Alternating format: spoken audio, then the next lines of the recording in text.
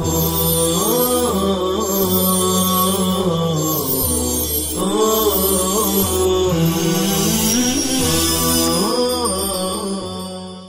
الله الرحمن الرحيم. الحمد لله رب العالمين، والصلاة والسلام على سيد المرسلين محمد وعلى آله وصحبه أجمعين، أما بعد. أيها السادة، قد كنا نتكلم عن المهارة الرابعة من المهارات الأربعة لتعلم اللغة العربية، وهي مهارة الكتابة.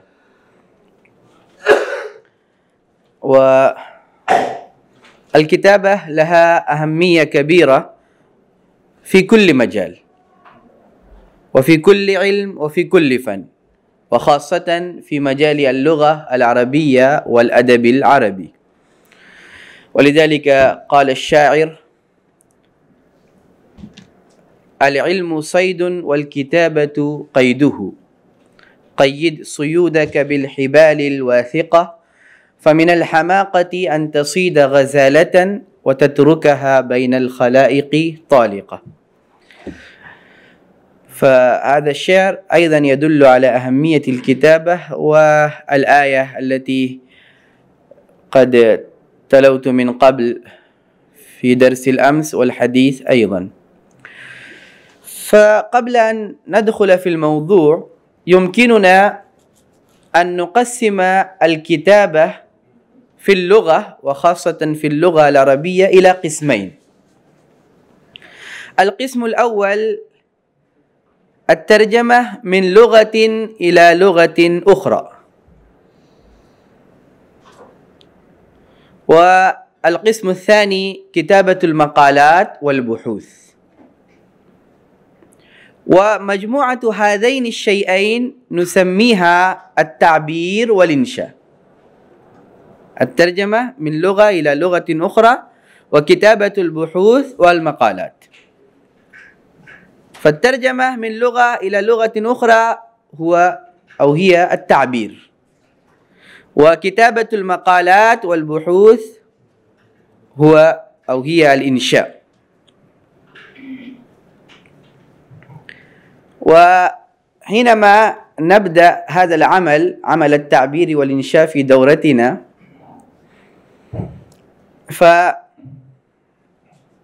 وأحاول أن أبين أمام الطلاب حقيقة هذا العمل. عامة الطلاب يستخدمون هذا الاصطلاح ويقولون التعبير والإنشاء، التعبير والإنشاء، ولكن لا يعرفون الحقيقة، ما هو التعبير وما هو الإنشاء. نحن نعرف أن التعبير من عبر يعبر تعبيرا، إيضاح أفكاره ومشاعره، إيضاح أفكاره ومشاعره. أي لذلك حينما نقول أن يعبر، أي في مسابقة الخطب عامة يستخدم هذا التعبير، أي ألتمس من الأخ أن يأتي أمامنا ويعبر عما في ضميره. أو يمكن أن نقول التعبير القدرة على ترجمة ما يجري بخاطر الكاتب، القدرة على ترجمة، على إظهار ما يجري بخاطر الكاتب. والإنشاء تقديم النص بشكل رائع، الإنشاء تقديم النص بشكل رائع. وهذان اللفظان يدلان على حقيقة هذه العملية، التعبير والإنشاء. كما بينا، التعبير إظهار ما في ضميره، والإنشاء العمل من جديد أو عمل جديد. فالطالب لو يقوم بهذا العمل بنفسه وبذاته وبسعيه فهو التعبير والإنشاء. ولو نقل من كراسة طالب آخر أو أخذ من كراسة طالب آخر فهو ليس بتعبير وليس بإنشاء. لأنه ليس تعبير عما في ضميره، بل هو تعبير عما في ضمير طالب آخر، وليس هو عمل جديد، بل هو عمل قديم أخذ من كراسة طالب آخر. ففي البداية علينا أن نركز عنايتنا على هذا الشيء، ونرغب الطلاب ونشوق الطلاب أن يعملوا أو يقوموا بهذا العمل بأنفسهم حسب ما يعرفون. وفي البداية لا نشدد في تصحيح الجمل، أي لا بد عليك أن تكتب بصحة، لا يستطيع أن يكتب الجملة في المرحلة الأولى بتمام الصحة، بل نركز عنايتنا أن يكتب بنفسه ولو كانت جملة واحدة فيها مجموعة الأخطاء. فحينما يبدأ هذا العمل ويقوم بهذا العمل بنفسه، فبعد ذلك المراحل التالية ستكون سهلة له في مجال التعبير والإنشاء. والآن هنا يأتي سؤال، أن التعبير والإنشاء هذا العمل يقوم الطالب بنفسه وسعيه. فأولا نتكلم إن شاء الله عن الترجمة، أي كيف نقوم بالترجمة من لغة إلى لغة أخرى. لا شك إن فن الترجمة من لغة إلى لغة له دور ملموس في تعلم أي لغة ثانوية، ولذلك عامة حينما يبدأ تعلم اللغة العربية فنبدأ هذا العمل أيضا، عمل التعبير والإنشاء. به يمكن نقل معاني لغة إلى لغة أخرى بسهولة. الطلبة يرون هذا الفن من أبعد الفنون منالا، أي الطالب حينما يسمع لفظ التعبير والإنشاء فهو يراه شيئا صعبا، ولكنه يأتي إلى الطالب الذي يهتم به اهتماما مناسبا في أقرب وقت. المشكلة تقع إذا كانت الجمل طويلة وكبيرة المعاني، فالطالب يحاول نقلها إلى لغة أخرى فيقع في زحمة الأخطاء. على سبيل المثال، هنا قدمت مثالا في الكتاب أيضا موجود، والجملة بالأردية मैं आज सुबह सवेरे बाद नमाज फजर अपने छोटे भाई अम्मार के साथ घर से गाड़ी पर सवार होकर सामान की फहरिस्त और 500 रुपये लेकर सामान खरीदने बाजार गया। مثل هذه الجمل حينما تأتي أمام الطالب فهو يتحير ويندهش، وهو لا يعرف من أين يبدأ وإلى أين ينتهي. فعلينا أن نبين أمام الطالب كما بينا من قبل أيضا أن التقسيم في أي عمل يجعل ذلك العمل سهلا، فكذلك نقوم بالتقسيم في الجمل، ونبين للطالب ونبين الفرق في استخدام الألفاظ والمفردات والصلات في اللغتين كذلك. فهنا جاء يأتي في الأخير في اللغة الأردية، ولكن هذا اللفظ في اللغة العربية يأتي أولا، فنبين أمام الطالب أننا نستخدم ونستعمل هذا اللفظ ونبدأ من هذا اللفظ. فهنا ننظر إلى الفعل ثم إلى الفاعل وهكذا إلى آخره، ونجعل هنا أسئلة ثم نجيب عنها. من ذهب؟ ما هو العمل الذي قمت به؟ هو عمل الذهاب. من ذهب؟ ذهبت. متى؟ اليوم بعد صلاة الفجر مبكرا. مع من؟ مع شقيقي الصغير عمار. كيف؟ راكبا السيارة. ماذا حملت؟ بقائمة الحوائج و500 روبية. لماذا ذهبت؟ لشراء الحوائج. أين قصدت؟ إلى السوق. ثم نجمع هذه الجمل الصغيرة لتكوين الجملة الطويلة، فالجملة تكون: ذهبت اليوم بعد صلاة الفجر مبكرا مع شقيقي الصغير عمار من البيت راكبا السيارة بقائمة الحوائج و500 روبية لشراء الحاجيات الأساسية إلى السوق. فالآن تكونت الجمل. ففي البداية يمكن أن يكون هناك الخلل أو النقص، ولكن الطالب حينما يرى جملته مرة مرتين 3 مرات فهو بعد ذلك يعرف اعوجاجه وما هو صحيح. ثم ينبغي للطالب أن ينظر في هذه الجملة المكونة مرات وكرات لتكون واضحة صحيحة. وأنا أقدم في هذا أن كل عمل في البداية هكذا، ولو كان عملا يسيرا وصغيرا، حتى استخدام الرداء وتفريش الرداء على الفراش، هذا أيضا في البداية عمل صعب. حينما نفرش الرداء فلو نجذب من هنا فيظهر اللحاف من جانب آخر أو السرير من جانب آخر، ولو نجذب من مكان آخر فيظهر من جانب آخر. حتى بعد محاولات كثيرة نستطيع أن نفرش الرداء بطريقة صحيحة. فهذا عمل صغير. كذلك الجملة في البداية يمكن أن يكون هناك الخلل أو النقص، ولكن الطالب حينما يرى مرات وكرات فبعد ذلك يتبين له ما هو الصحيح. فالسير على هذا الدرب يكون كفاءة عالية في التعبير والإنشاء. وهنا مثال آخر للتقسيم في العمل.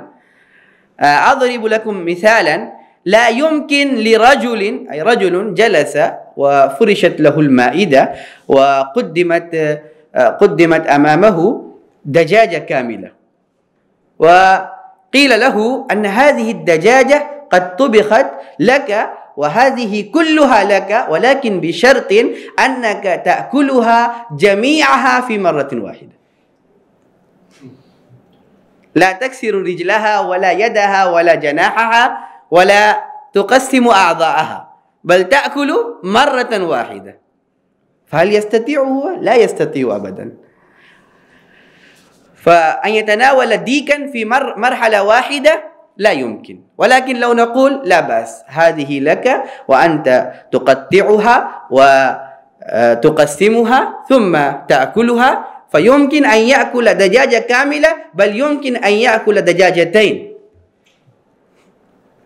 فهذا هو. ولكن بعد تقطيعه يستطيع أن يأكل جميع القطع بسهولة ولا يواجه أي عرقلة وأي صعوبة.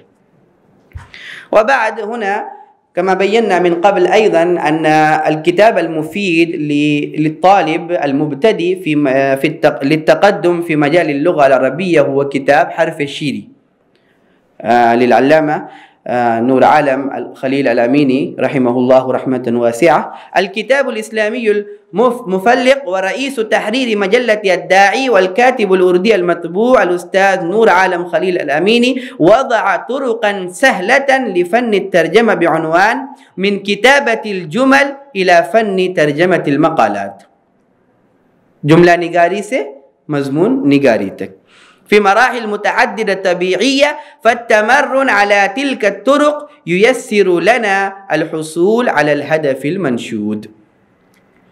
هذه طريقة أن نقسم تقسيم الجمل أو تقسيم الجملة إلى عدة أجزاء. والطريقة أخرى للتمكن من البراعة في فن ترجمة الجمل أن نقوم بترجمة الجملة الواحدة في أساليب مماثلة متنوعة، ونقوم بنقل معناها الواحد في صيغ مختلفة. مثل هنا هذه الجملة أصلا بالأردية: मुझे हद दर्जा खुशी हुई, मुझे हद दर्जा खुशी हुई, बेहद खुशी हुई, मैं बहुत ज़्यादा खुश हुआ. نأتي لأداء هذا المعنى بجمل تخالف شكلا وتشارك معنى.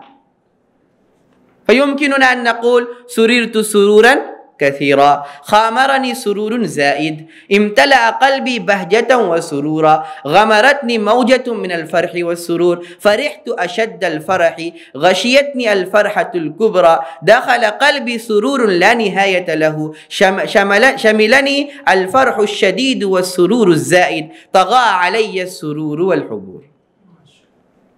هذه الجمل، هذه نبذة يسيرة. مرة قلت للطلاب أن يجمعوا مثل هذه الجمل في هذا المعنى، فهم جمعوا أكثر من 50 جملة في معنى واحد. فهذا أيضا طريق لازدياد المهارة في التعبير والإنشاء. ولكن هناك شيء مهم، حينما نقول للطلاب أن يقوموا بالترجمة مثل هذا فهم يفعلون ما يشاءون حتى لا تكون له أي علاقة بتلك الجملة، فلا نتركهم أحرارا بل نقيدهم. ولكن لا بد لنا رعاية اللغة وأسلوبها وميزاتها أثناء الترجمة ونقل المعاني من لغة إلى لغة، لأن هناك لكل لغة خصائص ولكل لغة أساليب لا بد أن نراعيها. هذا العمل وإن كان دقيقا بالنسبة للمبتدئين، ولكنه بعد التمرن المستمر يسهل ويأتي في متناول اليد، فينفع ويأتي بخير كثير. كذلك هذه الطريقة الثانية. والطريقة الثالثة هذه بعد هذه الطرق البدائية يجب علينا أن نستفيد من الكتب العربية المترجمة إلى لغتنا الأم. مثلا ماذا خسر العالم بانحطاط المسلمين للعلامة الشيخ أبي الحسن علي الحسني الندوي. هذا الكتاب موجود في اللغة الأردية والعربية معا، فيمكننا، وهذا الشيء يفيدنا نحن الأساتذة أيضا وللطلاب، ولكن هذه مرحلة ثانوية ليست هذه مرحلة بدائية. هذا لا يناسب للمبتدئين بل للمتوسطين أو المتقدمين. فهم يأخذون كتاب واحد في لغتين، مرة يطالعون من العربية أو بالعربية ثم ينظرون ما هي الترجمة بالأردية، أو يطالعون الأردية وبعد ينظرون ما هي الترجمة بالعربية. فهذا يفيد جدا وكثيرا في التعرف على الأساليب المختلفة في اللغات المختلفة. أو الكتب الموضوعة في لغتنا الأم والمنقولة إلى اللغة العربية، مثلا نبينا محمد رسول الأمن والسلام، فهذا الكتاب موجود في اللغة الأردية باسم حضور صلى الله عليه وسلم أمن وسلام ديك پیغمبر، والمنهج السليم للدعوة إلى الله. وهذا على سبيل المثال هناك كتب كثيرة توجد في اللغتين، فيمكننا أن نستفيد من هذه الطريقة أيضا. ولا بد من التمكن في فن الترجمة الوقوف على اللغة العربية السائدة على المستوى الدولي في البلدان الإسلامية. هذا أيضا شيء مهم للترجمة خاصة. علينا أن نعرف ما هي الألفاظ الجديدة وما هي المصطلحات الجديدة التي ظهرت على مستوى العالم أو تستخدم في البلدان الإسلامية. كما نرى هناك من الألفاظ الكثيرة المفردة معانيها تختلف حسب المصطلح العصري الحديث. مفردات موجودة في القواميس، ولكن معانيها حينما تكون مفردة تختلف حينما يستخدم في الاصطلاح أو يستخدم في التعبير. أو الاشتقاق يغير المعنى بأسره. مثلا ألقيت على الطلبة وظيفة بحث المعاني للكلمات الحديثة مرة، فأتى كل من الطلبة بالمعاني للألفاظ الحديثة، ولكن بقي لفظ واحد لا يعلم معناه الحديث سوى طالب واحد، وهو لا يريد أن يقف أحد سواه على ذلك المعنى الذي حصل عليه بعد جهد جهيد، ويفرح في نفسي أنه ظفر بجائزة، وأنا الواحد فزت بترجمة هذه الكلمة الحديثة، وهي كلمة بان كارد، وعامة نقول بان كارد. فلما سألته عن الترجمة فأجاب بطاقة التنبول.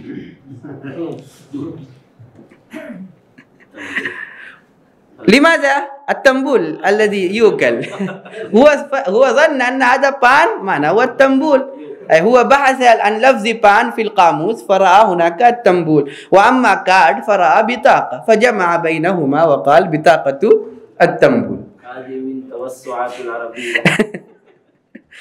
لماذا؟ وأتى بترجمة حرفية لفظية من غير رعاية استعمال العصر الحاضر، والمعنى الحقيقي الصحيح بطاقة الائتمان، فإنه أخطأ هنا لعدم الوقوف على المصطلح العصري الحديث، فإنه فهم هنا بان نظرا إلى الكلمة الرائجة في الأردية بان، الكلمة التي تؤتى في اللغة العربية بالتنبول، ومعنى كارد بطاقة في العربية، فكون بهما جملة بطاقة التنبول من غير رعاية الأسلوب المعاصر الحديث. وهذا كثيرا ما يقع حينما يستخدم الطلاب مثل هذه الجمل ويقومون بالترجمة من اللغة الأردية إلى العربية. فهذه بعض الأشياء التي قدمت أمامكم، وكما بينت من قبل أيضا أن هذا الكتاب بل كل ما أقدم خلاصتها موجودة في هذا الكتاب بالعربية، وهناك كتاب آخر صغير جدا باسم نقش معتبر، وكل شيء بالخلاصة موجود في ذلك الكتاب أيضا. فالأساتذة لو يطالعون هذا الكتاب، لأن هذا الكتاب مشتمل على مقالات مختلفة لأساتذة مختلفين، ونقش معتبر هذا يفيد للطلاب إن شاء الله. ففي هذا الكتاب هناك مقالة للأستاذ يحيى الآسامي الذي هو مدرس هنا، هو حضر في دورتنا قبل 4 سنوات تقريبا حينما عقدت هذه الدورة في جامعة رياض العلوم بكوسمبا سورة غجرات. فهو هنا كتب: صعوبات في الكتابة. تحتل الكتابة المرتبة الثانية بعد القراءة، وتعد من أهم مراحل اللغة وأبرزها. وإذا نظرنا إلى الصعوبات التي يواجهها الطلاب في مرحلة الكتابة، وجدنا أنها ترجع إلى الإملاء وضبط الكلمات في أشكالها الصحيحة، وضعف في القواعد النحوية والصرفية، كما أن بعضها تأتي متداخلة في شكل مشكلة الترجمة والتعبير. هذا على صفحة 72. ومما تجدر الملاحظة أن الكتابة الصحيحة تعتبر عملية مهمة، باعتبار أنها عنصر أساسي من عناصر اكتساب اللغة، وضرورة اجتماعية لنقل الأفكار والوقوف على أفكار الآخرين والاستفادة منها. ولا يغيب عن أذهاننا أن تعلم الكتابة تتركز في العناية ب3 أمور: قدرة الدارسين على الكتابة الصحيحة إملائيا وإجادة الخط، وقدرتهم على التعبير عما لديهم من أفكار في وضوح ودقة. وتعني الكتابة الصحيحة رسم الحروف والكلمات رسما صحيحا واضحا كاملا، والمقصود برسمها صحيحة أن تكون حسب قواعد الإملاء المحددة، كقواعد رسم الهمزة والألف الواقعة في آخر الكلمة، والتاء المربوطة والمفتوحة، وهمزة الوصل والقطع، وكتابة واو الجماعة وما إلى ذلك. والمراد بوضوح الكتابة أن تتميز حروفها بحيث لا يلتبس بعضها بعضا.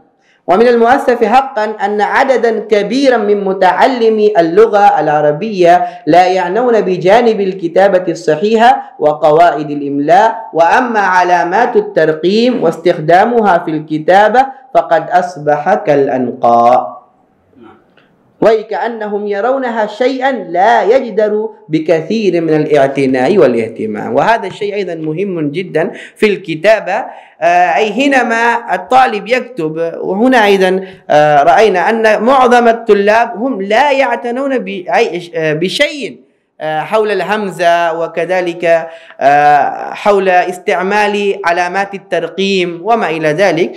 فهذا الشيء أيضا يحتاج إلى الاهتمام، لأن بهذه الأشياء تختلف المعاني تختلف المعاني تماما. سأوضح إن شاء الله في بعد الحلقة بأمثلة إن شاء الله عز وجل. والأشياء الأخرى أيضا. وبعد هناك كذلك مقالة أخرى للأستاذ أسامة الندبي، هو أيضا كتب الأشياء الجيدة في هذه المقالة، وكذلك مقالة الأستاذ خالد ضياء الصديقي الندوي الذي ذكرت من قبل أيضا، فله مقالات. فهذه المقالات تفيدنا إن شاء الله في هذا المجال. أما الآن يأتي السؤال، الطالب حينما يبدأ الكتابة باللغة العربية فهو عامة يسأل من أين أبدأ؟ من أين أبدأ؟ فالموضوع السهل للكتابة هو اليوميات. نقول للطالب أن يكتب يومياته، ماذا فعل من الصباح إلى المساء، وما هو العمل الذي قام به. وبعد ذلك كتابة أحوال الرحلة، كتابة أحوال الرحلة، رحل وسافر، فنقول له أن يكتب. فهذه الموضوعات البدائية، أو مشاهدة أي منظر، أو المشاركة في الحفلة، فهذه الموضوعات سهلة وبسيطة لا يحتاج فيها الطالب إلى المطالعة، بل يمكن أن يعبر عما في ضميره في ألفاظ وكلمات بكل سهولة إن شاء الله. والكتب المفيدة في موضوع الإنشاء معلم الإنشاء في 3 أجزاء، وكذلك تيسير الإنشاء في 3 أجزاء للطلاب المبتدئين والمتوسطين والمتقدمين، وكذلك أساليب الإنشاء كتاب مهم جدا يمكننا أن نستفيد من هذه الكتب في هذا المجال. وكذلك هناك قنوات مختلفة تهتم بهذا المجال، كما هناك قناة العربية من الصحف والمجلات للأستاذ نصير الدين القاسمي حفظه الله ورعاه، وهو ينشر على تلك القناة أشياء مختلفة متعلقة بالتعبير والإنشاء، وخاصة متعلقة بالعربية الحديثة أو المصطلحات الحديثة، ولذلك هو سمى قناته العربية من الصحف والمجلات. فإن شاء الله لو نرى هذه الأشياء فتكون مفيدة لنا ولطلابنا كذلك. وأكتفي بهذه الكلمات، وجزاكم الله خيرا وبارك الله فيكم، وإلى اللقاء إن شاء الله عز وجل.